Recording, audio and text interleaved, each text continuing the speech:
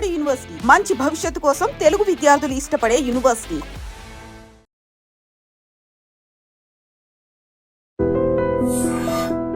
Hello everyone, welcome to iDream media.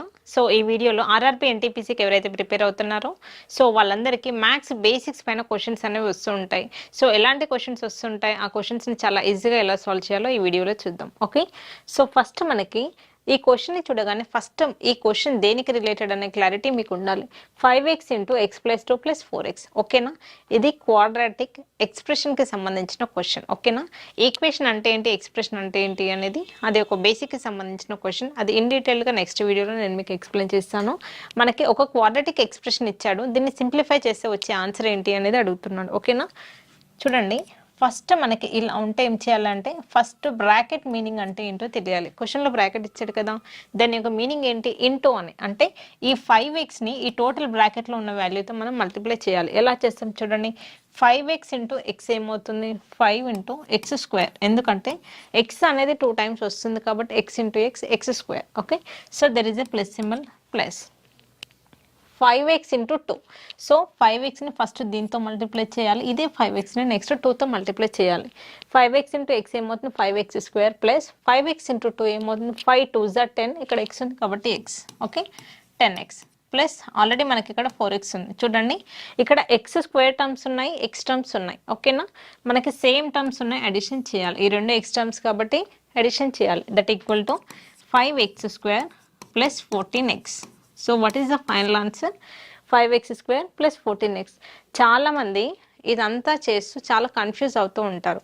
మనం question చూస్తేనే shortcut వేలో ఎలా చేయాలి అంటే, సో సేమ్ క్వశ్చన్ ఇక్కడ చూడండి, 5x into X plus 2 plus 4x. So ఆప్షన్స్లో ఎలా ఇస్తాడు అంటే 5x స్క్వేర్ అన్నిట్లో సేమ్ ఇస్తాం, ఈ plus 14x plus 10x minus 14x ఇలా ఇస్తే ఆప్షన్స్ మనకి ఎప్పుడైతే సేమ్ ఉంటాయో, సపోజ్ ఇది ఆప్షన్ ఏ అనుకోండి. Okay, 5x square minus 10x, next 5x square minus 14x. Next question, next option 5x square plus 15x. ఇలా మనకి 4 ఆప్షన్స్ కాంపిటేటివ్ ఎగ్జామ్లో ఇచ్చాడు అనుకుందాం. ఈ క్వశ్చన్ని ఇదంతా సింప్లిఫై చేయకుండా జస్ట్ క్వశ్చన్ని చూస్తూనే మనం ఆన్సర్ ఎలా పెట్టవచ్చు అంటే, ఈ అన్నిట్లో 5x స్క్వేర్ కామన్గా ఉంది కాబట్టి ఈ ఎక్స్ స్క్వేర్ టైం పైన ఫోకస్ పెట్టొద్దు. మనకు డిఫరెన్స్ ఎక్కడ ఉంది, ఓన్లీ ఎక్స్ టర్మ్స్ మాత్రమే డిఫరెన్స్ ఉన్నాయి. అంటే మనం జస్ట్ వీటిని చెక్ చేసుకుంటే సరిపోతుంది. ఓకేనా, ఎలా చేస్తాం చూడండి, ఇది 5 2 10. అవునా, 5 2 10, ఎక్స్ ఉంది కాబట్టి ఎక్స్.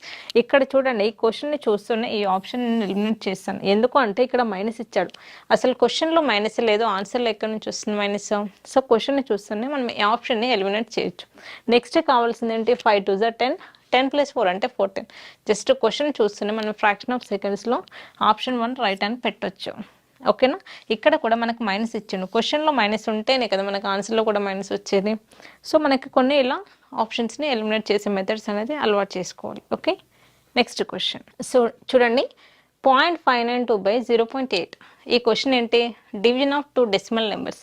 ఇదే డెసిమల్ నెంబరే, ఇదే డెసిమల్ నెంబరే. 2 డెసిమల్ నెంబర్స్ ఇచ్చినప్పుడు వాటికి డివిజన్ ఎలా చేయాలి అనేది ఇది మన స్కూల్ డేస్లో నేర్చుకుంటాం, బేసిక్స్ అనమాట. చాలామందికి ఇక్కడ మిస్టేక్ చేస్తారు. చూడండి, 0.592/0.8. ఫస్ట్ మనకి చూడండి 2 టేబుల్లో కానీ 4 టేబుల్లో కానీ మీ ఇష్టం, మీ కన్వీనియంట్ని బట్టి ఏదైనా ఒక టేబుల్ తీసుకోండి. Okay,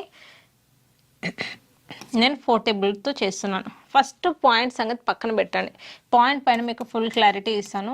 first right down the given number as it is. Okay, points లేకుండా రిమైనింగ్ నెంబర్ రాయండి, 592/8. ఓకేనా, ఇది 4 table, 4 2s 8, next 4 1s 4, next 4 4s 16, 4 8s 32. ఓకేనా, next 2 1s 2 7s 14, 2 4s 8. So మనకు వచ్చిన ఆన్సర్ ఏంటి, 74 వచ్చింది. ఓకేనా, కాకపోతే మనకేంటి ఇలా ఉండదు, పాయింట్స్లలో ఉంటుంది. క్వశ్చన్ పాయింట్స్లో ఇచ్చాడు కదా, సో డెఫినెట్గా ఆన్సర్ కూడా పాయింట్స్లో ఉంటుంది. మీకు సపోజ్ ఆప్షన్స్ ఎలా ఉన్నాయి అంటే 0.0074, నెక్స్ట్ 0.74, నెక్స్ట్ 0.076, నెక్స్ట్ 0.327. ఇలా ఆప్షన్స్ ఇస్తే మనకు వచ్చే ఆన్సర్ అనేది డెఫినెట్గా 74 ఉండాలి. లాస్ట్ ప్లేస్లో 74 ఉన్న ఆప్షన్స్ ఏంటో చెక్ చేసుకోవాలి. ఈ రెండు కూడా ఇది 76 ఉంది, ఇది రాంగ్, ఇది అసలు సంబంధమే లేదు. ఓకేనా? ఇలా క్వశ్చన్స్ చూస్తూనే ఫస్ట్ ఆప్షన్స్ అనేది ఎలిమినేట్ చేయాలి. చేసిన తర్వాత ఎగ్జాక్ట్ పాయింట్ ప్లేస్ ఎక్కడ వస్తుందని మనం చెక్ చేసుకోవాలి. ఓకేనా? ఇప్పుడు చూడండి, మనకి ఫస్ట్ నెంబర్లో మనకి ఎన్ని పాయింట్స్ ఉన్నాయి? 3 ఉన్నాయి. ఓకేనా? పాయింట్ తర్వాత 3 నెంబర్స్ ఉన్నాయి. Right down 3 here. మైనస్ ఇక్కడ ఈ పాయింట్ తర్వాత ఎన్ని నెంబర్స్ ఉన్నాయి? ఈ పాయింట్ తర్వాత ఓన్లీ 1. 3 మైనస్ 1 అంటే 2 కదా. అంటే రైట్ సైడ్ నుంచి 2 ప్లేసెస్ తర్వాత పాయింట్ వచ్చే ఆప్షన్ మాత్రమే మన ఆన్సర్ అవుతుంది. ఇది కంప్లీట్ బేసిక్స్ తెలిస్తే తప్ప ఈ క్వశ్చన్ని సింప్లిఫై చేయలేము. ఇక్కడ వరకు చేసి స్ట్రక్ అయిపోతారు. చూడండి, ఈ రెండిట్లో మనకి 74 ఉంది, కాకపోతే పాయింట్ ప్లేస్ని మార్చడం వల్ల వాల్యూ మారిపోతుంది కదా, అందుకోసమని. So what is the final answer? 0.74 is the correct answer. So ఈ ఆన్సర్ ఎలా వచ్చింది ఏంటి అనేది ఇన్ డీటెయిల్గా మ్యాథ్స్ బేసిక్ క్లాసెస్లో మేము ఎక్స్ప్లెయిన్ చేస్తాము.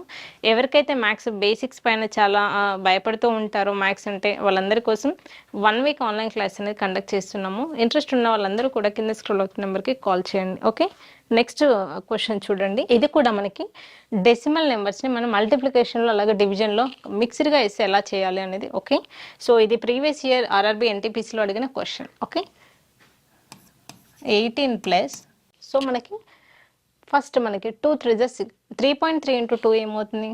6.6. Okay, divided by 0.003. ఓకేనా? ఈ రెండు ఎడిషన్ చేస్తే ఏమవుతుంది? లాస్ట్లో మనకి 0.6 యాస్టీస్గా వస్తుంది. 18 ప్లస్ 6 ఏమవుతుంది? 24. So what is answer? 24.6 divided by 0.003. ఓకేనా?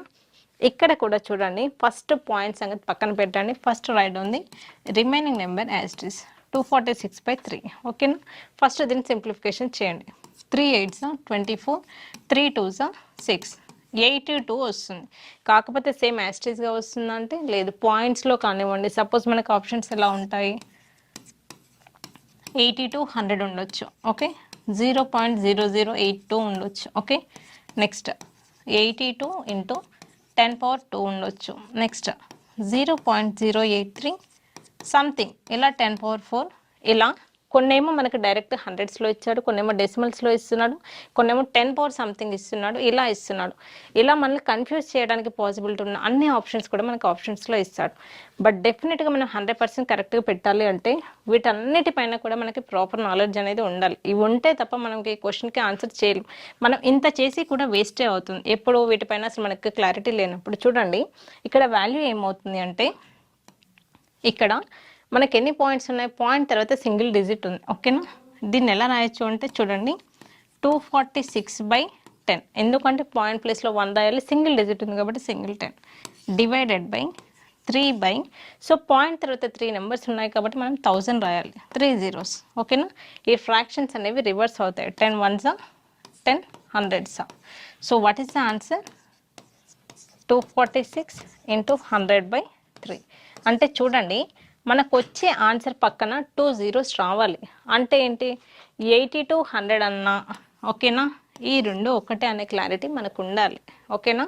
ఇది లేక చాలామంది సో కొన్ని క్వశ్చన్ పేపర్స్లో ఇలా ఇస్తూ ఉంటాడు, ఒకే క్వశ్చన్కి 2 సేమ్ ఆన్సర్స్ ఇస్తూ ఉంటాడు. సో అలాంటప్పుడు మనకి ఇది కరెక్టా అది కరెక్ట్ అని కన్ఫ్యూజ్ అవ్వద్దు. ఓకేనా? సో 100% మనం చేసేది ఏంటి అనేది మనకు క్లారిటీ ఉండాలి.